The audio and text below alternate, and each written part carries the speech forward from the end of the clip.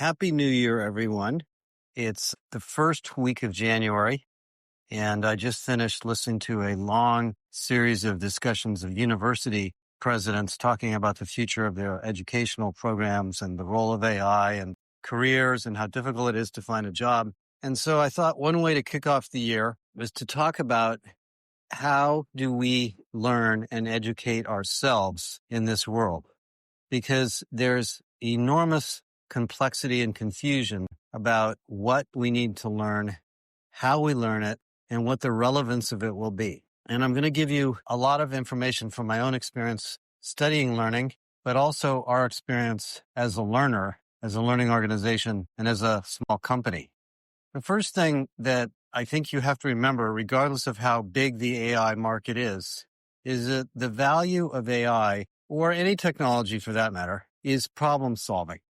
And the problems that we solve in our companies are not technology itself. They're problems of products, customers, industries, internal operations, people, culture, or other innovations that we bring to market as a drug company, as a manufacturing company, as an engineering company, as a construction company, as an entertainment company, or as any other company.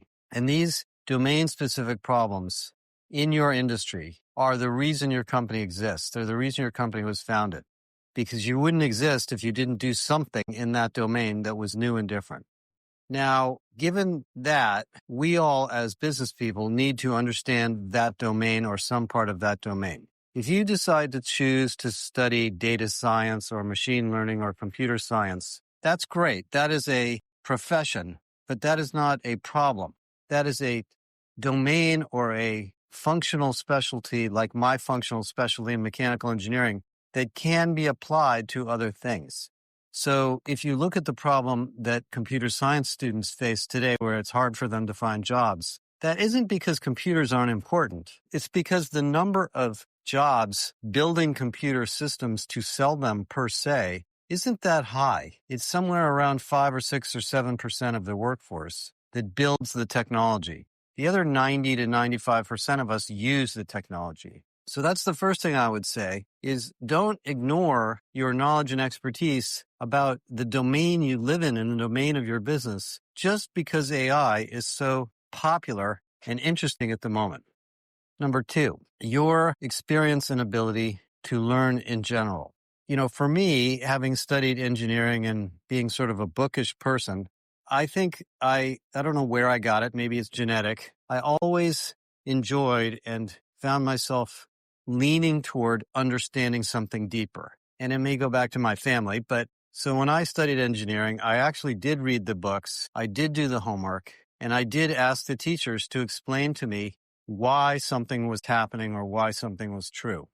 And that gave me a particular style of learning where if something is not clear to me why it's happening, I have a little bit of an itch, and I will go back and I will look at a book. I will go to YouTube. I will go online. I will ask ChatGPT or Gemini, and I will try to figure out what is going on. So this problem solving, understanding, grokking, grok is a word, by the way, that came from Robert Heinlein, not from Elon Musk, was born in me maybe when I was born or early in my life. I think that's number 2. You have to believe in yourself that you can learn new things, and you have to set aside the time or the energy to teach them to yourself or explore them. Now, I have this debate a lot of times with my wife about silly things like how to use the PC, and what I oftentimes discuss with her is the reason I know how to do some arcane, stupid little thing is because I took the time to learn it, because I knew that eventually I would use it a lot. And that's what this exploratory curiosity domain of learning is about, is this belief that if I take some extra time to read or learn or ask or watch or take a course on some topic, that I will eventually use it a lot and it will make me a better professional or a better person. And I think we all have this. I know those of you that have chronic diseases or medical issues or things going on in your family or kids. Why do we read books about how to raise kids? Why do we read books about how to get better exercise and reduce our heart pressure or whatever? We're always trying to learn something to make ourselves better. And that curiosity, that nature is number two. Now, it turns out right now, because AI makes information so accessible, you can learn things faster than ever before because you can literally ask one of these agents a question and it will show you the resources and find them for you. So that's number two. Number three is depth. I think most of you know this, but let me just reinforce it. The key to a high productive, high value, high reward career is to be really, really, really good at something, whatever it may be. And it may be something that's fairly narrow or unique to you, or it may be something generic. But the challenge that we face at work is that there's a lot of dilettantes everywhere you look. There's a lot of people that think they can do whatever it is you think you can do, and then you get left out of the conversation. But if you're really good at something, or really expert at it, or really experienced at it, or really deep at it, you're going to stand out and you're going to find opportunities to do things that nobody else can do. That's what happens in universities. The reason universities reward PhDs, which take years, and college professors who study the same domain for their entire career is they become more and more and more expert and more valuable over time. I happen to be doing a lot of research on genetics the last couple of years, and I was just reading a magazine from Yale about a Russian professor who's becoming quite an expert at the use of peptides, which is a chemical compound that contributes to the protein systems in our cells. And he basically is a learner about all sorts of things that got him to this point. In other words, he studied chemistry, he studied biology, he's studying economics, he's studying cell creation, he's studying genetics, because it's making him better and better and better at this research to try to solve some of the problems of chronic disease. My father, who was a physicist by training, got involved in chemistry when he was working in the manufacturing of silicon wafers in his career and never stopped reading books about chemistry. He just was always more curious about different aspects of the chemical process and how they could possibly be applied to this domain that he was working in. That goes for change management, that goes for leadership, that goes for recruiting, that goes for assessment, that goes for pay. Whatever it is you're doing, if you are going to do it all the way. Go for it. Just do it, whatever phrase you want to use. And if you don't want to do that thing in depth, maybe it's not the right career for you. Because when people find things that they love, they don't mind spending time becoming experts at them, whatever they may be. The problem, that a lot of young people have is they find a domain that they really want to learn a lot about, but they're not sure if there are jobs in that domain. They're not sure who's going to hire them. That's okay. I mean, my experience as an older person is that pays off over time, regardless of what the job market looks like at the moment. So that's number three. Number four is building an ecosystem of learning with other people and other sources of information. The word diversity has become sort of a dirty word, unfortunately. Hopefully this period will pass, but I think diversity is the right word for learning. Many of the things that teach you a skill or a job or a career or a profession that make you more useful and successful come from places you don't expect. Going to conferences in cities or countries that you've never been to before, learning about an industry that has nothing to do with the industry that you're in, meeting someone who's in a company that is radically different from the one you work in, talking to people of different ages who have different experiences in a certain domain. Young people see the world differently because they don't have the maybe legacy experiences that we have. Sometimes our experiences actually make us a little bit less of a learner because we think we already know things. This need or interest in diversity I've seen in my career pays off as you move deeper into your career. Now, most senior people know this, and that's why there's so many conferences and events and workshops and so forth for senior execs. That's why executive education exists and so forth, is to create those connections. But I think, if you look at the way a university works, the reason the university is called a university is because they have learned that by bringing multiple disciplines together into one place, the state of knowledge, the state of learning, the state of creativity, the state of innovation moves much, much faster. I spent a lot of my time growing up in Berkeley, California, and I spent a lot of time on the Berkeley campus as a student as a graduate student and as a business person selling stuff to them, actually. And it is one of the most interesting multidisciplinary places I've ever been. And many of the people I met when I was younger were from many, many different domains, and they had a culture, and they still do, of many, many interdisciplinary things. And so we can learn a lot about that, our own personal careers, from that experience that universities have also discovered. The final thing that I would mention in terms of learning is experience or skills. I hate the word skill. I think it's a loaded word. It gets used for many, many things, and I'm not going to spend a lot of time talking about it. But all of these things that we learn or read about or talk to people about or discover or take tests on are no good if we don't use them, because it is in the use and application of these new capabilities that we actually discover the nuances, the bended corners, the dead ends that really, really make us successful. And I learned this, by the way, during my 7 years or so in consulting at Deloitte. I didn't realize at Deloitte that there was no real expertise database. I thought when we were acquired by Deloitte that I was going to join this company and find armies of experts in different domains. And interestingly enough, they're there, but there's no list of them. There's no database of them. There's no university of credentials at Deloitte, at least not when I was there. But there are people who have huge amounts of experience at different things. And those individuals are well known for their expertise because of their projects, their clients, the things they have done. And if you look at your career, you look at your LinkedIn profile, your bio, what you tell people about yourself when they ask you, what you tend to value is what you did, not what you learned, because it is in the doing that we learn the most. So that means you need to do things. You need to try things. You need to get involved in new projects. You need to join a team that's doing something that you've never done before. You need to volunteer or experiment or take a class that forces you to build something or do something or understand something.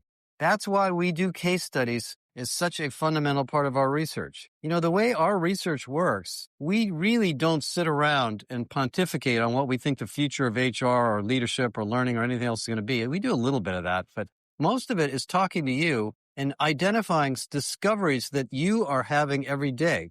Because in our domain, in the world of work and human capital and HR and technology, the discoveries and the applications are the learning. If you look at a product manager at Workday or SAP or UKG or any one of these companies, if they have not been in the field working with companies doing things in different industries, they can't design a product. They don't really know what to build. And that's true for us in HR. And the most interesting and inspirational HR people that I run across, and there's many, many, many of them, come to me to talk about things that they have done or projects they've worked on or experiences they've had or challenges they're facing. And we always talk about what other companies have done. And so the fifth thing I would say about your career and your learning is jump around, try new things, change companies, change roles, work in and out of the business, get involved in projects, team with people that you admire, and you will learn enormous amounts just from the experience. You know, when I studied engineering back in the 70s and I went to work for an oil company because I wanted to work in the energy industry, I didn't really know, and I was very naive, that most of the engineering sciences that I learned, which I was fascinated by, were never used in the actual applications of engineering in the oil industry. Because 90% of the engineering that goes on in the oil industry is done out of a book of best practices that was developed by scientists and engineers many years ago. And the actual engineering that's going on is the application and use of stuff that somebody else already invented. And for me, as more of a theoretical thinking type of person, I was very, very disappointed. And I ended up going back to school and eventually ended up where I am. But that's the way I look at our jobs in business. You can read a book or go to a course or go to a lecture on any particular domain, whether it be culture, psychology, leadership, learning, assessment, and so forth. And it's going to teach you a lot of fundamental principles. But unless you've used them, you're not going to be that good at that domain. So that would be my final sort of recommendation is in the world of AI, get your hands dirty, try it, use it, get involved in projects, and you will find that you learn enormous amounts from that. And that's why so many educational programs involve projects and homework assignments and things that get people to do things, not just learn about them. Now, we're going to be launching on January 21st our imperatives for 2026. And there's lots and lots of stuff in there about lots and lots of things. I won't bother to try to summarize it right now. But the bottom line is this year that we are entering is going to be a year of many, many new domains. There are going to be many things that are going to pop onto your radar screen, and you're going to scratch your head and say, I don't even know what that word means. I don't understand that. What does that mean to me? Should I ignore it? And because we're at such an experimental, in a sense, stage of AI, during New Year's Eve, I was talking to somebody I know about AI. He was asking me my opinions and we were going back and forth. And I said, look, I don't think we're even in the first inning of this yet. I think we're in the first half of the first inning. The discoveries and the applications and the solutions and the technologies that have yet to come are going to be acceleratingly fast. They're going to go faster and faster and faster before they slow down. So your career, whatever role it is going to be very, very dependent on your ability to learn. That's the reason I decided to put this into a podcast. I also think we're entering a world where, really much to our benefit, we're not going to be just buying solutions. We're going to be building solutions. And this is a big theme of the imperative study, is AI is a tool for building things. It's a tool set or a technology that allows you to take the domains of expertise and knowledge and data and business processes that you've been working on and institutionalize them and automate them and make them more autonomous and make them smarter and make them more integrated and build people better experiences from the things you do in your company.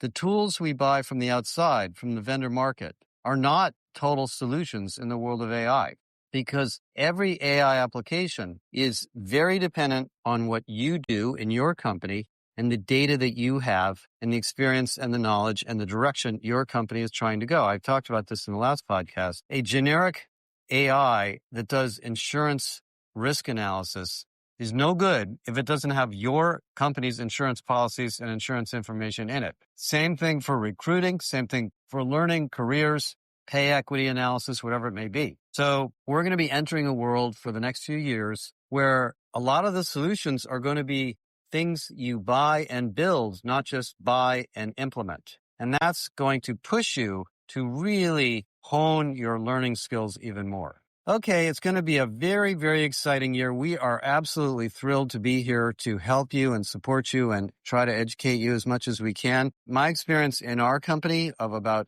45, 50 people is that we are learning too. You know, we're not PhDs in computer science. We know enough to be dangerous, but we learn, we ask questions, we try things, we experiment, we get a lot of information from third parties. We ask you for help. And I think, maybe we, in some sense, are a microcosm of the team and the group and the department and the organization that you're a part of, that in 2026, at least for the next couple of years, we're going to be learning a lot. So think about these principles in the year ahead. I hope you have a nice holiday, and we will start next year with a big bang starting next week. Thanks for listening. Bye for now.